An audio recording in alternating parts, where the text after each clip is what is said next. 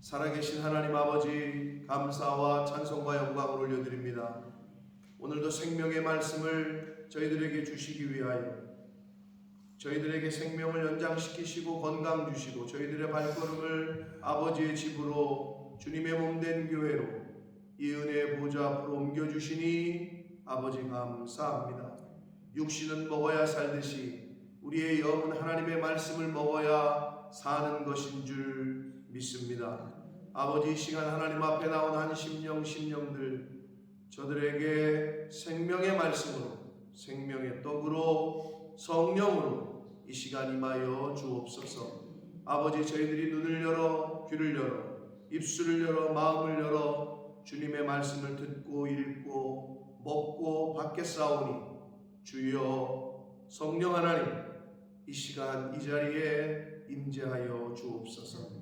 예수 그리스도 이름으로 축복하며 기도 올리옵나이다. 아멘.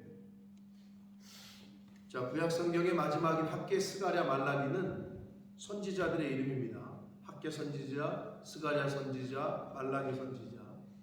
자, 근데 학개, 스가랴, 말라기 선지자의 공통점은 바벨론 포로 이후에 활동했던 선지자들이었다.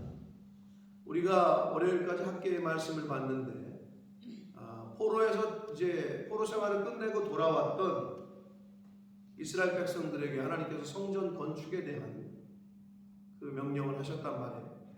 학개 선지자를 통해서 성전 재건에 대한 말씀을 하셨어요. 이 스가랴도 학개 선지자 때 활동했던 선지자고 학개 선지자보다는 조금 더 길게 활동을 했습니다. 그리고 여기 다리오 왕 제2년 8째 달이라고 딱 말씀을 하는데 이 시점은 학개 선지자가 여호와 하나님께 말씀을 받은 지 2달이 지난 후에, 즉 학개 선지자, 스가랴 선지자를 통해서 하나님은 성전 재건에 대한 말씀을 거듭 강조하셨던 것. 한 사람이 아니라 2명의 선지자들을 통해서 거듭 강조하셨던 것. 즉 포로 생활을 끝내고 돌아온 이스라엘 백성들이 가장 먼저 해야 될 것은 바로 성전 건축이었다. 그 퓨리스트 권사님, 저 발음이 안 좋을 텐데 피오 있잖아요. 피오, 순수한. 퓨리스트라는 단어 들어보셨어요?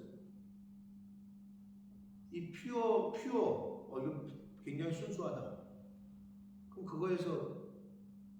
그게 거기서 온 말일 건데, 그러니까 같은 의미가 섞여 있는 퓨리스트. 그럼 순수한 사람들 뭐 이렇게 추측이 되잖아요.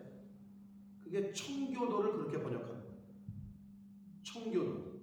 이 성공의 국교의 이 영국의 신앙의 박해를 피해서 이 퓨리스트들이, 청교도들이 어디로 가요? 아메리카 대륙으로 갔잖아요. 그 목숨을 걸고 탈출을 해서 그 기나긴 항해, 말 그대로 그 당시에 무슨 모터가 달린 배도 아니고 목숨을 걸고 이제 건너간 거예요. 역사의 기록에 의하면 그 청교도들은 도착하자마자 한 것이 교회를 건축했대요. 교회를 지었다는 거예요. 그들의 마음이 어디 있었는지를 알 수가 있는 거죠. 오늘날 우리는 어떻습니까? 그래도 한국 사람들이 왜 복을 받느냐? 한국 사람들은 어디를 가건 먼저, 특히 해외를 나가잖아요. 이민 가면은 이민사회에서 교회를 건축하고 교회 중심으로 모이는 게 한국 사람들이에요. 흔히 그런 말을 하잖아요. 중국 사람들은 해외 나가면 차이니스 테이크어웨이를 세우고 일본 사람들은 해외 나가면 공장을 세운다. 뭐 이런 말을 했단 말이에요. 근데 한국 사람들은 어디를 가도 나가면 교회부터 짓는다. 이거는 굉장히 큰 복인 거예요. 그런데 요즘도 그럴까에 대해서는 퀘스천이 좀 붙습니다. 이건 우선순위의 문제라는 거죠. 그래서 이 포로 이후에 끝나고 돌아온, 한마디로 하나님에게 심판을 회초리를 맞고 돌아온 그 당시에 이스라엘 백성들이 가장 먼저 해야 될 거는 성전 재건이었기 때문에 하나님께서는 선지자들을 통해서 계속 말씀을 하셨던 거예요. 그래서 이 스가랴서도 전반부 후반부로 나누는데 1장부터 8장까지는 실제적인 문제, 즉 성전의 재건의 문제와 그리고 금식 관련에 대한 문제들을 다뤄요. 그리고 9장부터 마지막 14장까지에서는 이게 굉장히 묵시로 되어 있어. 상징, 계시, 거의 요한계시록을 보는 듯한, 다니엘서나 에스겔서를 보는 듯한, 당장 1장에서 이제 그 6장까지 해서 8개의 환상이 얘기가 돼요. 뭐 화석류 나무의 선자, 붉은 말 타고 화석류 나무의 선자 예언. 오늘 1장에서도 두 예언이나 환상이 나오는데 네 뿔과 네 대장장이의 환상. 이렇게 그래서 9장부터 14장까지에서는 묵시문학적인 표현들이 좀 종말론적인 내용들이 메시아에 대한 언급이 나옵니다. 자, 그래서 1장 전반부에 해당하는 성전 재건 문제와 금식 관련의 문제 중에서도 이제 처음에 성전 재건에 대한 이야기를 하신다. 자, 그리고 이 스가랴,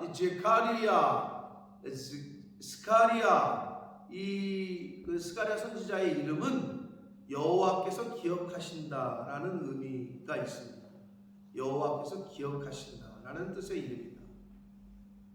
그래서 이 스가랴 선지자는 귀환한 이스라엘 백성들을 대상으로 주어진 말씀이고, 그 돌아온 이스라엘 백성들에게 주셨던 말씀이고, 스가랴서의 핵심어를 굳이 얘기하자면 순종과 메시아, 메시아에 대한 예언이 뒤에 나오기 때문에 순종과 메시아라고 볼 수가 있겠습니다.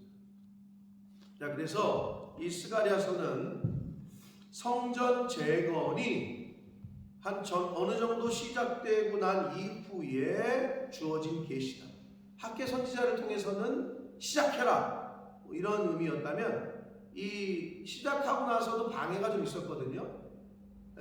그래서 좀 이 백성들이 좀 힘을 좀 이거 또 옛날처럼 또 중단되는 거 아닌가? 우리는 또 못하지 않을까? 또 수독되지 않을까? 이런 약간 그 낙심에 빠지는 그런 상황에 있을 때 다시 한번 스가랴 선지자를 통해서 하나님께서 독려하시는 그러한 내용이 되겠습니다.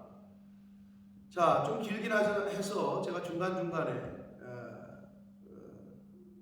찝어서 이렇게 말씀을 드리도록 하는데, 자, 다리오 왕 제2년 8째 달은요, 학개 선지자에게 하나님의 말씀이 임한 지 2달 후에가 되겠고, 시기적으로는 보시면 여호와가 너희의 조상들에게 심히 진노했다. 그러므로 너는 그들에게 말하기를 만군의 여호와께서 이처럼 이르시되 너희는 내게로 돌아오라. 만군의 여호와의 말이니라. 그리하면 내가 너희에게로 돌아가리라. 라고 선지자들을 통해서 말씀하셨어요. 그런데 그 조상들이 어떻게 했느냐? 너희 조상들을 본받지 말라 하시면서 옛적 선지자들이 그들에게 외쳐 이르되 만군의 여호와께서 이같이 말씀하셨는데도 돌아오라. 그만하고 돌아와라. 근데 그들이 악한 길 악한 행위를 떠나서 돌아오라 하셨는데도 그들이 듣지 아니하고 내게 귀 기울이지 아니했다. 너희 조상들이 어디 있냐? 너희 선지자들이 영원히 살겠냐? 다 죽었다는 거예요. 그들은. 선지자들도 이제 죽죠. 선지자들이라고 영원히 사는 게 아닙니까? 그런데 하나님의 말씀, 나의 종 선지자들에게 명령한 내 말과 내 법도들이 어찌 너희 조상들에게 임하지 아니하였겠느냐? 조상들에게도 임했고 지금도 너희들에게 임한다. 즉 너희 조상들도 다 죽고 선지자들도 죽지만 이사야서 40장 7절의 말씀처럼 풀은 마르고 꽃은 시들지만 우리 하나님 여호와의 말씀은 영원히 서리라 하신 이사야서의 말씀처럼 하나님의 말씀은 영원하다는 거예요. 너희 조상들을 본받지 말라. 제가 이 말씀을 묵상하는데 과연 제가 죽고 나서 내 후손들, 승혁이, 승우, 나를 기억하는 모든 사람들이 참 본받아야 할 목사님이었다 라고 기억될 것이냐, 우리 자식들이 야 우리 아버지 난 절대 아버지같이 살지 말아야지 이런 삶을 살 거냐. 사람은 죽어서 이름을 남긴다고 하는데 여러분은 어떻습니까? 자녀들에게 어떤 조상으로 어떤 부모로 기억되실 것 같으십니까?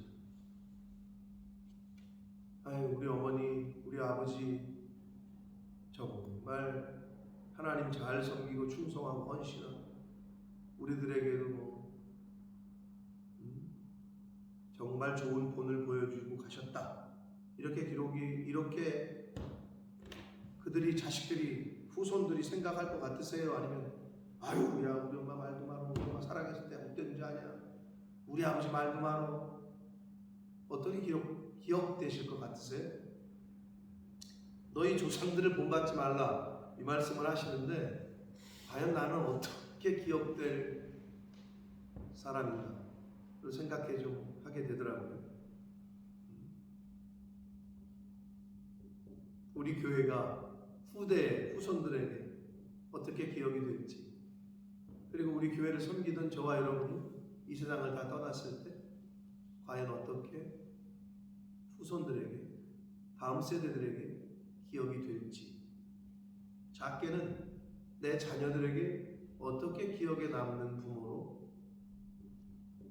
본받을 부모였는지, 아니면 아버지 엄마처럼은 살면 안 된다 라고 기억이 될 건지 스스로들 좀 생각해 보시기 바랍니다.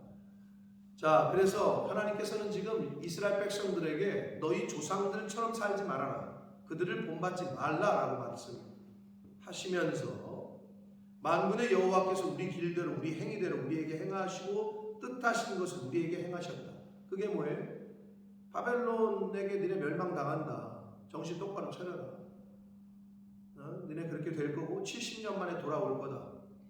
그거를 그들이 직접 경험한 거예요. 지금 포로 생활 끝내고 돌아온 사람들 직접 보고 듣고 경험한 거죠.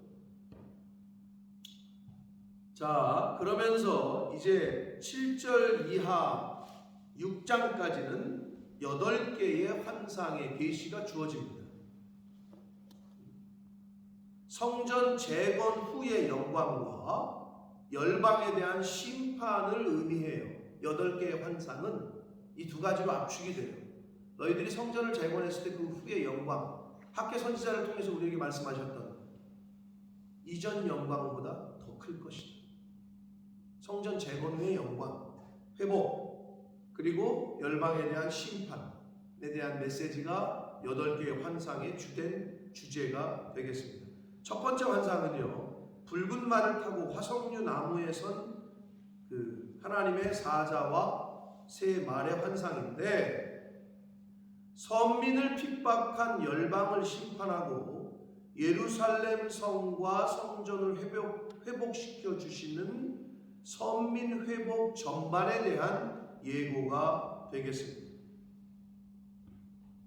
우리가 좀 앞에서도 읽었지만 계시적이고 묵시적이고 상징적인 이야기들이기 때문에, 그런다 그 내용은 12절을 보시면 여호와의 천사가 대답하여 이르되 만군의 여호와여, 여호와께서 언제까지 예루살렘과 유다 성읍들을 불쌍히 여기지 아니하시려나이까? 이를 노하신 지 70년이 되었다. 예레미야 선지자를 통해서도 말씀하셨죠. 70년. 그러니까 70년이 찼어요. 그래서 하나님의 때에 이제 돌아오게 하셨고, 하나님의 말씀은 예언하시고 성취돼요. 이 성경의 가장 큰 패러다임 아닙니까? 말씀하시고 성취되고. 그래서 이제 70년이 됐기 때문에 하나님께서 이스라엘을 회복시켜 주시겠다.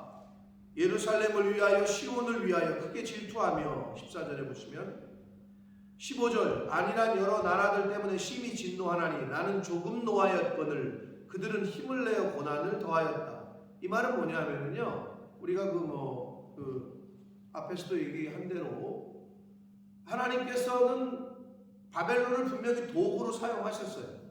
하나님이 사용하셨는데 하나님이 사용하시는 허락하시는 것 이외의 것까지 바벨론이 오바를 해. 막 주변 나라들이 막 자기들 칼날에 쓰러지니까 그러지 말아야 될 건데 너무 악랄하게 자기들의 욕구를 욕심을 채워요.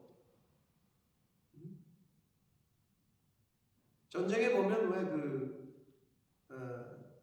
왜 우리나라 요즘의 시대에 들어서 뭐 제네바 협정, 포로들 뭐 예우하는 뭐 이런 협정이 생기기 이전에도 영화 같은 데 보면 정말 그 싸우다가 이제 다 항복을 하고 또는 이제 다 죽었어. 그러면 이제 그 마지막 죽는 사람에 대한 예우를 이쪽에서 있는 장군이 하는데 희롱을 한다든지 조롱을 한다든지 뭐 이렇게 하는 거 이런 거는 그 법이 없었던 그때에도 있었던 것 같은데 이 바벨론이 하나님이 허락하신 것 이외의 행동들을 한단 말이에요. 나는 조금 노하였는데 그들은 힘을 내어 고난을 더했다. 이게 그 표현이에요. 바벨론은 하나님의 뜻 이상으로 약탈과 착취를 일삼았어요.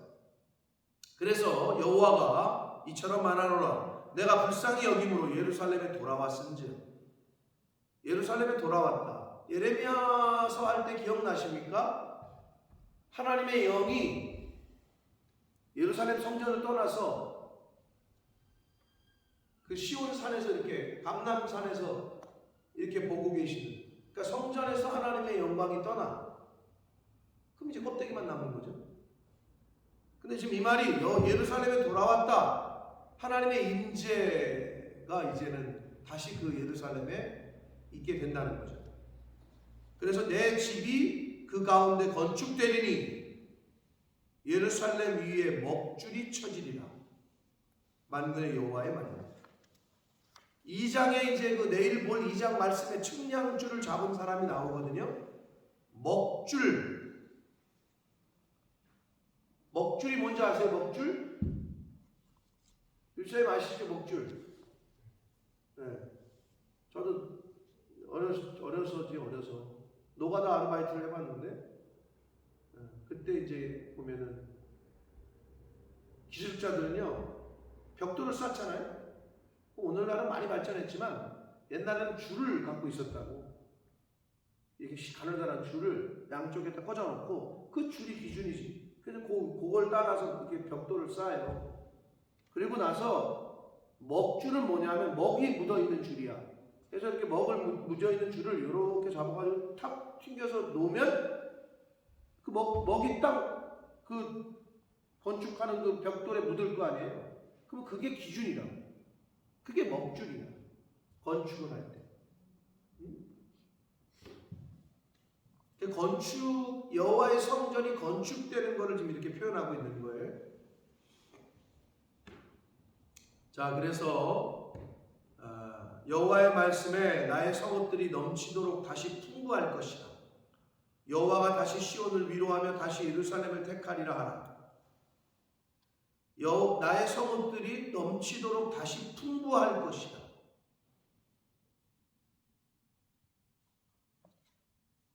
그 들짐승들의 놀이터가 되고 집이 되었던 예루살렘이 다시 풍부하게 되는 원인이 뭐예요? 경제가 발달해서 그러나? 여호와께서 예루살렘에 돌아왔은지 하나님의 임재가 함께하는 곳에 풍부가 더해집니다. 예. 그래서 이거는 내 영적으로도 내 영이 하나님의 임재가 함께하고 내 이 마음에 성령이 충만하면 풍부한 삶을 살아. 돈 얘기가 아니고 자꾸 풍부라 그러면 우리는 잘 사는 것 이퀄 돈 많은 것 이렇게 돼버렸잖아요 지금. 그 집 잘 살아. 뭘 잘 살아? 돈은 많은지 모르지만 개차반처럼 그냥 나가가지고 맨날 술이나 먹고 그냥 막 지역 주민들한테 막 두 집 살림하고 세 집 살림하고 그게 잘 사는 거예요. 근데도 우리는 그런 건 생각하지도 않아. 그 사람의 인격이나 그 사람의 도덕이나 이런 거 보지도 않고 잘 사는데 잘 사는 건 바르게 사는 게 잘 사는 거지. 언제부터 잘 사는 게 이퀄 돈 많은 걸로 변했어? 세상은 그래. 근데 아유 저 집 잘 사고 인격적으로 훌륭하다는 거예요? 도덕적으로 바르다는 거예요? 아니 그게 아닌데도 근데 교회 다니는 사람들까지도 그냥 거기에 휩쓸려가지고 그 개념이 여기 딱 박혀 있는 거지. 못 사는 거지. 자식들도 돌보지도 않고 부부간에 맨날 싸우고, 남자는 남자대로 여자는 여자대로, 자식들은 자식들대로. 그게 어떻게 잘 사는 거야? 우리들 관념에서도 우리는 못 사는 거 그냥 저들은 잘 살잖아. 크리스찬들은 그런 개념을 버리셔야 돼요. 풍부, 도대체 뭐가 풍부한 거냐는 거지. 근데 여기서는 하나님의 임재가 함께할 때 풍부하다고 말씀하고 있거든요. 하나님의 영이 나와 함께할 때 풍부함을 경험하셨을 텐데 바로 그러한 풍부를 말하는 거예요. 내 마음속에서 기쁨이 샘솟고 평안하고 세상이 알 수 없는 평안, 하늘 위에서 내려오는 평화, 그런 평화.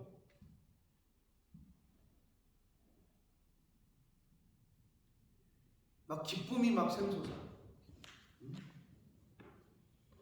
근데 그 풍부함은 하나님의 임재, 예루살렘에 돌아왔은즉 하나님이 함께 하시는 여러분의 한 사람 한 사람의 심령과 가정들 되시기를 축복합니다. 그래야 풍성하고 풍부한 삶을 살 수 있습니다. 이 두 번째 환상이 18절에서 20절, 21절까지 있는데요. 네 뿔과 대장장이 4명인데요. 이 4개의 뿔은 여러 가지 해석이 있습니다만은 바벨론, 메데파사, 그 다음에 헬라, 로마, 다니엘서 2장에 나오는 그것으로 보는 시각이 대부분이고, 구체적으로는 예루살렘을 흩트린 뿔 그러잖아요. 유다와 이스라엘과 예루살렘을 흩트린 뿔. 자, 남유다, 북이스라엘이 먼저 망했죠. 누구한테? 아수르. 남유다는 바벨론. 그래서 구체적으로는 아수르와 바벨론을 뜻하는 게 아니겠느냐, 그렇게 봅니다. 그 대장장이 4명은 뭐냐면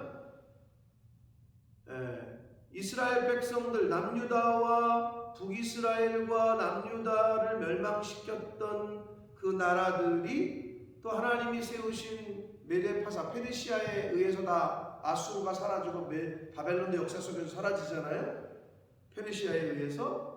그래서 메데바사, 1차적 역사 속에서는 메데바사라고 보기도 하고요. 궁극적으로는 메시아, 사망 권세를 깨실 메시아에 대한 예언으로 보기도 합니다. 결국은 하나님의 선민들을 괴롭혔던 그 4뿔로 대변되는 악한 세력들을 하나님이 예비하신 예수 그리스도, 하나님이 예비하신 나라, 또는 하나님이 예비하신 세력, 힘을 통해서 대장장이들이 그 뿔을 다 깨부신다는 거 아니에요? 그러니까 결국은 하나님께서 그들을 다 심판하시고 멸하실 것에 대한 환상이다 라고 보시면 됩니다. 그 뿔들이 유다를 흩트려서 사람들이 능히 머리를 들지 못하게 하니 이 대장장이들이 와서 그것들을 두렵게 하고 이전의 뿔들을 들어 유다 땅을 흩트린 여러 나라의 뿔들을 떨어뜨린다. 이 뿔은 구약 성경에서의 뿔은 권력, 힘을 상징한단 말이에요. 동화 속에 나오는 말에게 뿔이 달려있는 말은 뭐라 그러죠? 말한테 여기 뿔이 달렸어요. 그게 뭐예요? 유니콘이잖아요. 유니콘. 동화 속에 나오는 뿔. 그 뿔은 힘의 상징이에요. 권력의 상징. 그래서 뿔이 잘렸다는 얘기는 세력을 잃었다는 거죠. 그래서 뿔을 깨트립니다. 그냥 상징적인 거죠.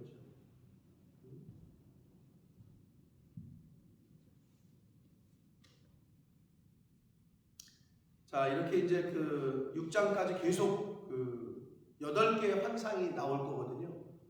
최대한 많은 학자들이 연구한 것들을 우리가 읽어보면 무슨 얘기인지 잘 몰라요. 근데 이제 원어적인 측면과 역사적인 측면과 이거를 다 종합해서 연구를 많이 해놓으신 분들의 이야기를 통해서 우리가 이제 말씀을 같이 나누고 배울 텐데, 그럼에도 불구하고 그때그때 주시는 하나님의 감동이 있으시리라고 믿습니다. 자, 그래서 오늘은 이 스가랴서가 이제 시작하면서 학개 선지자에게 하나님이 성전 재건을 시작하라고 말씀이 임했는데, 2달 후에 스가랴 선지자를 통해서 다시 임했다는 얘기는 그만큼 중요하고 그만큼 당시 상황이 긴박했던 거예요. 1차 성전 재건 때 사마리아 사람들의 방해로 중단이 된 지 16년, 그리고 다시 시작됐는데 또 방해가 있단 말이에요. 그럼 여기서 또 중단할 거냐, 또 스톱할 거냐, 그건 안 되기 때문에 하나님께서 학개 보내고 스가랴 보내고 계속 보내서 지금 그 하나님의 선민들을 독려하시고 멈추면 안 된다. 이게 먼저 돼야 돼요. 근데 그 왜 그러세요? 풍부한 삶, 하나님의 은혜를 이스라엘 백성들, 남은 자들이 받게 하시기 위해서. 여러분, 다시 말씀드립니다. 우리 어디건 교회가 이제 문을 닫고 말씀을 전하는 주의 종들이 떠나고 선교지에서 선교사가 철수하면 그곳은 그냥 다시 황폐해지게 됩니다. 이런 나라들은 좀 덜한데 아프리카나 제3세계는 더해요. 교회가 있다가 선교사가 버티다가 안 되겠어 떠나잖아요. 또는 추방하잖아요. 그들을 내쫓잖아요. 거기는 그냥 어둠의 세력이 존재하는 곳이 되는 거예요. 하물며 영국 교회가 지금 어때요? 다 문을 닫고 있잖아요. 교회들이. 우리가 눈으로 목도하잖아요. 그럼 어떤 마음이 드셔요? 이 공동체, 우리 교회도 뭐 시간이 지나면 뭐 사라지겠지. 어떤 마음이 드실지 모르겠어요. 근데 하나님은 하나님의 교회를 하나님이 예비하신 사람들을 통해서 이끄시는데, 20년 전에 뭐 우리 교회가 25주년 될 때까지 계속 있게 될까? 아무도 생각을 못 했겠지. 앞으로도 어떤 일이 벌어질지 몰라요. 하나님이 예비하신 한 사람, 하나님이 예비하신 그 사람들을 통해서 하나님은 계속해서 일하실 거예요. 근데 우리가 오늘 당대에 어떤 마음을 품고 우리가 교회를 섬길 거예요? 각자의, 저를 포함해서 이 당대, 진리는 변하지 않는데 하나님의 은혜의 강물은 이 제단에서부터 흘러갑니다. 에스겔 선지자의 환상을 기억하시죠? 제단에서 물이 흘러가서 발목에 차고 무릎에 차고 머리끝까지 차고, 그게 하나님의 질서이기 때문에. 쉽게 얘기하면 영국의 주영 한국 대사관이 없어졌다. 그럼 우리는 뭐 하나 할래도 파리에 있다. 알바니아 선교사님, 제 후배 선교사가 거기 있는데, 후배긴 하지만 선교사로서 선배지. 25년째 있으니까 젊은 나이에 20대 중반인가 가가지고 지금 25년이 넘었는데, 알바니아 그 국가에는 대사관이 없어요. 그리스까지 가야 돼. 도장 하나 받으려면 그리스의 대사관이 있어. 그러면 그리스에 있는 대사관이 그 알바니아까지 커버를 하는 거야. 그럼 알바니아에 있는 사람들이 차 타고 한 10몇 시간 가가지고 그리스까지 가가지고 뭔가를 해야 돼. 비슷한 거, 영적으로. 교회가 없어지면 영적으로 그런 거. 그렇기 때문에 그걸 알았던 이 청교도들이 그 미지의 땅에서 도착하자마자 하는 게 교회를 세웁니다. 하나님이 우선이시고 하나님이 우리를 지키셔야 우리가 지켜지고, 그리고 첫 번째 수확해가지고 한 게 땡스 기빙 데이의 시작이 된 거 아닙니까? 추수감사절. 사랑하는 성도 여러분, 이 성전 재건에 대한, 무너진 성전을 수축하라.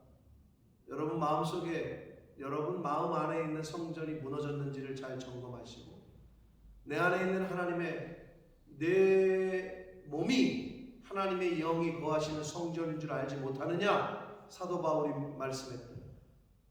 그러니까 내 안에 하나님의 전이 잘 건축이 되어져 있는지, 아버지의 집이 먼저인지, 아니면 내 안에 욕심이라는 집이 가득한지, 이거를 잘 살피셔서 나라는 나의 성전을 잘 건축해 나가시고, 무너진 곳이 있으면 보수하시고, 그리고 눈에 보이는 우리가 모이는 이 공동체의 균열이 가고 공동체가 무너진다, 또는 공동체를 무너지게 한다, 그거는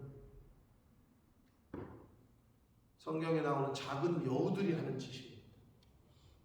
그럼 공동체가 서로 단합을 하고 하나가 되고 위로가 되고 서로 힘을 내야 되는데, 서로 싸우고 서로 등지고 마음 아프게 하고 그것 때문에 교회를 떠나고, 이거는 하나님 앞에서 도저히 그걸 어떻게 감당할까? 사랑하는 성도 여러분, 먼저 내 안에 있는 나의 성전이 잘 유지 보수되고 있는지, 그리고 공동체, 그리고 나서 가시적인 교회. 물론 우리 교회가 아니잖아요. 이게 우리가 쓰는 교회는 아니지만, 그러면 교회가 어디 금이 갔거나 깨졌거나 그러면 그 유지 보수를 하잖아요. 그렇듯이 가시적인 교회와 불가시적인 교회를 다 점검하셔서 마음의 우선순위를 하나님께 둘 때에 하나님께서 주시는 은혜와 복을 여러분도 공히 똑같이 그렇게 누리실 줄 믿습니다. 풍성한 삶, 또한 그러한 삶을 사셔서 자녀들에게, 후손에게 기억될 만한 그런 인생을 살아가시는 저와 여러분이 되시기를 예수 그리스도 이름으로 축복합니다. 살아계신 하나님 아버지, 감사와 찬송과 영광을 올려드립니다. 아버지 하나님, 무너진 성전, 성벽을 재건하라. 아버지, 내 안에 있는, 이 마음속에 있는, 눈에 보이지는 않지만 하나님의 영이 거하시는 아버지의 집이 있습니까? 있다면 잘 지어져 있습니까? 아니면 무너진 곳이 있습니까? 그것을 잘 점검케 하시고, 또 우리 교회 공동체, 이 공동체가 단단하게 잘 세워지고 있습니까? 아니면 균열이 가고 있습니까? 아버지, 유지보수를 건물도 잘 해야 되듯이 우리의 마음도, 우리의 공동체도 유지보수를 잘 해야 하거늘, 영적인 유지보수는 기도요, 말씀이요,